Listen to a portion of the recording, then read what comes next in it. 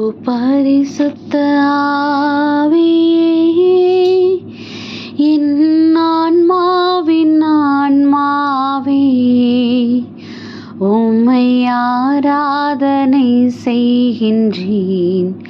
இறைவா, ஆராதனை செய்கின்றேன்.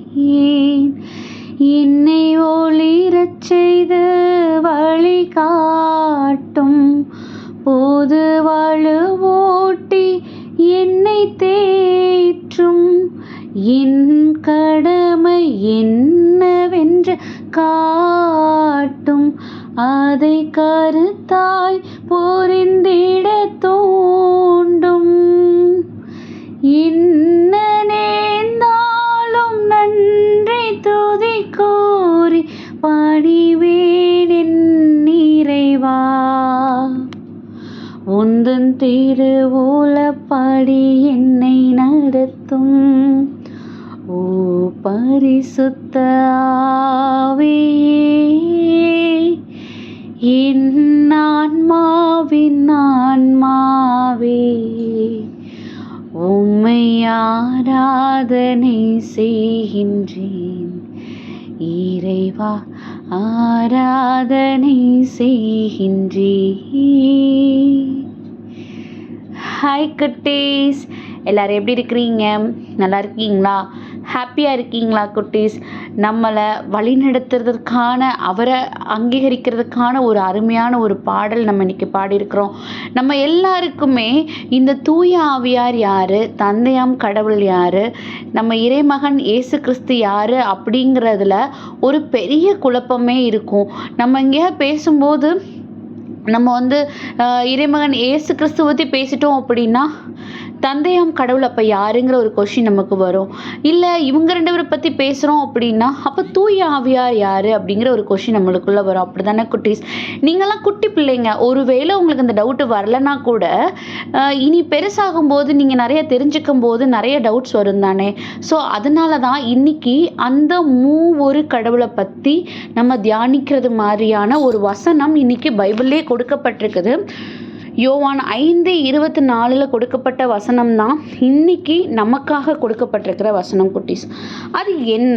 அப்போது நம்ம இறைமகன் இயேசு கிறிஸ்துவுக்குரிய வார்த்தைகளுக்கு செவி கொடுக்கணுமா, இல்லை தந்தையும் கடவுளுக்குரிய வார்த்தைகளுக்கு செவி கொடுக்கணுமா, இல்லை இவங்க ரெண்டு பேரையும் தாண்டி இந்த தூய ஆவியாருங்கிறவங்க என்ன ரோல் ப்ளே பண்ணுறாங்க நம்ம லைஃப்பில், அல்ல அப்போ அவங்களோட வார்த்தைகளுக்கு தான் செவி கொடுக்கணுமா அப்படிங்கிறதுக்கு ஒரு கிளியராக பதில் சொல்கிற மாதிரியான ஒரு இறை வார்த்தை தான் யோவான் 5:24.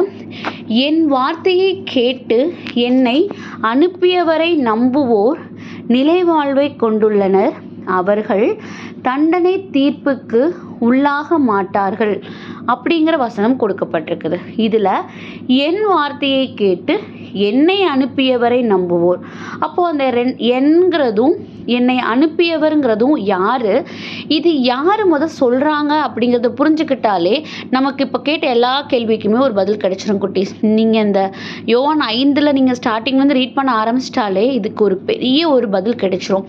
ஏன்னா நம்மளை அறியாமலே நம்ம நிறைய நேரங்களில் நம்மளுடைய நாவால் சில தவறுகள் பண்ணிகிட்ருக்குறோம்.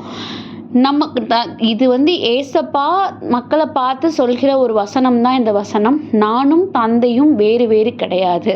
தந்தை என்ன எதிர்பார்க்குறாரு அப்படின்னா தனக்கு மக்கள் எவ்வளோ தூரம் மரியாதை கொடுக்குறாங்களோ தன்னுடைய மகனுக்கும் அதே மரியாதையை கொடுக்கணும் அப்படிங்கிறதுக்காக மட்டும்தான் எல்லா விதமான அதிகாரத்தையும் ஏசப்பா கையில் தந்தையாம் கடவுள் கொடுத்துருக்காங்க அப்படிங்கிற வார்த்தைகள் கொடுக்கப்பட்டிருக்குது. இதுலேயும் பார்த்தீங்கன்னா என்கிறது ஏசப்பாவுடைய வார்த்தையை கேட்டு தந்தையாம் கடவுளை நம்புகிறவர்கள் யாரோ அவங்களால மட்டும்தான் நிலை வாழ்வை கொண்டிருக்க முடியும். அப்போ இதில் என்ன, நம்மள நிறைய பேர் ஏசப்பாவை தான், அதை தாண்டி ஏசப்பாவை தாண்டி நமக்கு எதுவும் தெரிஞ்சாலும் அதை அக்செப்ட் பண்ணிக்கிறதுக்கு நம்ம தயாராக இல்லை தானே. ஆனால் இதில் என்ன சொல்கிறாங்க, நானும் தந்தையாம் கடவுளும் வேறு வேறு கிடையாது, நாங்கள் இருவரும் ஒன்றாக தான் இருக்கிறோம். எப்படி அப்பாவும் மகனும் வேறு வேறு கிடையாது. ஒரு மகன் தன்னுடைய அப்பா என்ன பண்ணுறாங்களோ அதை பார்த்து தான் என்ன பண்ணிக்குவாங்க, நிறைய விஷயங்களை கற்றுக்குவாங்க. அப்படிதானே? அப்போது இறைமகனான ஏசப்பாவும் தன்னுடைய தகப்பனை பார்த்து அவரோடு ஒன்றாக இணைந்தவரை தான் இருக்கிறாரு. அவரும் இறைமகனும் வேற வேற கிடையாது அப்படிங்கிறத இங்கே ரொம்ப தெளிவாக புரிய வச்சுருக்காங்க இந்த வசனத்தில். அப்போது நம்மளாம் இப்போ தேடி ஓடிட்டு இருக்கிற அந்த நிலை வாழ்வு, இந்த உலக வாழ்க்கை இப்போ நிலையான வாழ்க்கையா குட்டீஸ்? சொல்லுங்க பார்ப்போம். கண்டிப்பாக கிடையாது. இன்னைக்கு நீங்கள் ஒன்று எதிர்பார்க்குறீங்க, நாளைக்கு இதை பண்ணிடலான்னு, அதை உங்களால் நாளைக்கு எக்ஸிக்யூட் பண்ண முடியுமா? கண்டிப்பாக முடியாது. நம்மளோட சிச்சுவேஷன் நாளைக்கு எந்த மாதிரி இருக்குமோ அதுக்கேற்ற மாதிரி தான் மாறப்போகுது. அப்போது இதுவே நமக்கு நிரந்தரம் இல்லை, நிலையானதாக இல்லைங்கிறப்போ இந்த உலகத்தில் வேறு என்னது குட்டீஸ் நமக்கு நிலையாக இருக்க போகுது? அப்போது உண்மையான நிலையான நிரந்தரமான இந்த லைஃப் அப்படிங்கிறது என்ன அப்படின்னா இங்கே கிடையாது. நமக்கு அவர் ஏசப்பாவுடைய அரவணைப்பில் இருந்து அவருக்காக ஒரு வாழ்க்கை வாழ்கிறோம் பார்த்தீங்களா? அந்த வாழ்க்கை தான் நிலையான வாழ்க்கை, அந்த வாழ்க்கை தான் உண்மையான வாழ்க்கை. ஸோ அப்படிப்பட்ட நிலையான வாழ்க்கை நமக்கு வேணும் அப்படின்னா நமக்கு தெரிஞ்சிருக்க வேண்டிய ஒரு மிக அடிப்படையான உண்மை இந்த மூவொரு கடவுள். ஸோ தூய ஆவியார் யார் அப்படின்னா, தூய ஆவியார் தான் நம்ம கூடவே இருந்து இதை பண்ணு, இதை பண்ணாத, இதை பேசு, இதை பேசாத, இந்த விஷயத்தை இப்படி யோசி, இந்த மாதிரி யோசிக்காதுன்னு நம்மளுக்குள்ளே இருந்துக்கிட்டே ஆலோசனை சொல்கிறவர் யார் அப்படின்னா தூய ஆவியார் தான் குட்டி. ஸோ இவங்க 3 பேருமே எப்படி அப்படின்னா, இப்போ ஒரு வண்டிக்கு பேஸ்மெண்ட்டாக இருக்கிறது தந்தையாம் கடவுள். அந்த வண்டி பேஸ்மெண்ட் ப்ராப்பராக இருந்தால் கூட அதில் இருக்கிற எல்லா பார்ட்ஸையும் ப்ராப்பராக செட் பண்ணி அந்த பேஸ்மெண்ட்டோடு சேர்ந்து வைக்கிறது என்னது? நம்ம இறைமகன் இயேசு கிறிஸ்து. இது ரெண்டுமே ரொம்ப ப்ராப்பராக இருக்கிற பட்சத்தில் அது நல்லபடியாக ரன் ஆகணும் அப்படின்னா அதுக்கான அந்த உத்வேகம், அந்த சக்தியை கொடுக்கறது தான் யார் அப்படின்னா தூய ஆவியார். ஸோ இவங்க 3 பேரையுமே நீங்கள் தனித்தனியாக பார்த்தீங்கன்னா நம்ம லைஃப்ங்கிற அந்த நம்ம ஒரு வெஹிக்கிள் கண்டிப்பாக ஓடவே செய்யாது. நம்ம லைஃபோட பேஸ்மெண்ட்டாக தந்தையாம் கடவுள் இருக்கணும். நம்ம லைஃப்பில் எல்லாத்தையும் கரெக்டாக அரேஞ்ச் பண்ணி வைக்கிறதுக்கு ஏசப்பா நம்ம கூடவே இருக்கணும். அவர் எல்லாமே அரேஞ்ச் பண்ணி கரெக்டாக வச்சா கூட அதை கரெக்டாக ரன் பண்ணுறதுக்கு நம்ம கூடவே இருந்து நமக்கு அட்வைஸ் பண்ணுறதுக்கு தூய ஆவியார் எப்பயும் நம்ம கூட இருக்கணும் குட்டீஸ். ஸோ இந்த மூவொரு தேவனும் நம்ம கூட இருக்கணும் அப்படிங்கிறதுக்கு நம்ம ரொம்பவே ஆசைப்படணும். அவங்களுடைய உடனிருப்புக்காக நம்ம எப்பயுமே ப்ரேயர் பண்ணணும் குட்டீஸ். ஸோ இந்த நாளில் நம்ம எடுத்துக்கக்கூடிய விஷயம் இதுதான்.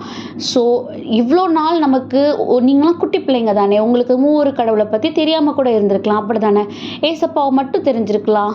இல்லை ஓல்டு டெஸ்ட்மெண்ட் படிக்கிறீங்க அப்படின்னா உங்களுக்கு தந்தையாம் கடவுளை மட்டும் தெரிஞ்சிருக்கும். இந்த தூய ஆவியாரோட ரோலே என்னன்னு தெரியாமல் கூட நமக்குள்ளே இருந்திருக்கலாம், அப்படி தானே? ஸோ இன்றைக்கி நீங்கள் புதுசாக ஒரு விஷயம் தெரிஞ்சுக்கிட்டீங்கன்னு நினச்சிக்கோங்க. நம்ம லைஃப்பை ப்ராப்பராக ரன் ஆகணும் அப்படின்னா நம்ம லைஃப்பில் தந்தையாம் கடவுளுங்கிற பேஸ்மெண்ட் கண்டிப்பாக கரெக்டாக இருக்கணும். அதோட எது எப்படி நடக்கணும்னு தீர்மானிக்கிற ஏசப்பாவுடைய ரோலும் ரொம்ப முக்கியமானதாக இருக்கணும். இதெல்லாம் தீர்மானித்தா கூட அதை கரெக்டாக ரன்வேல ஓட வைக்கிறதுக்கு தூய ஆவியாரோட உடனிருப்பும் நமக்கு வேணும். ஸோ இந்த 3 பேரும் நம்ம கூடவே இருக்கணும்னு நீங்கள் என்ன பண்ணணும்? டெய்லி அதுக்காக ப்ரேயர் பண்ணணும். ஓகேவா குட்டீஸ்? ஏன்னா அப்போ தான் இன்றைக்கி பாடின பாடல் படி என்ன நேர்ந்தாலும் நான் நன்றி துதி கூறி நான் தேங்க்யூ சொல்லுவேன்.